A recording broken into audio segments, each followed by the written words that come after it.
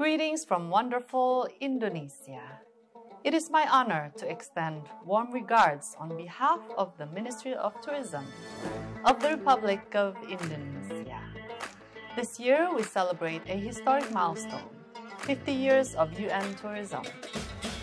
Over the past 5 decades, tourism has connected people and cultures, strengthened communities, and contributed to global development and prosperity.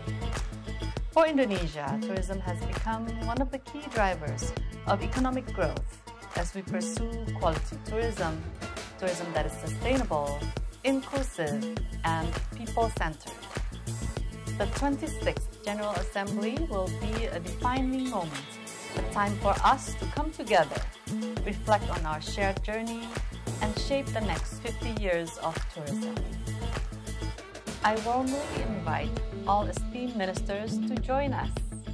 Together, let us celebrate this milestone, exchange insights, and chart a shared path toward cooperation and responsible growth.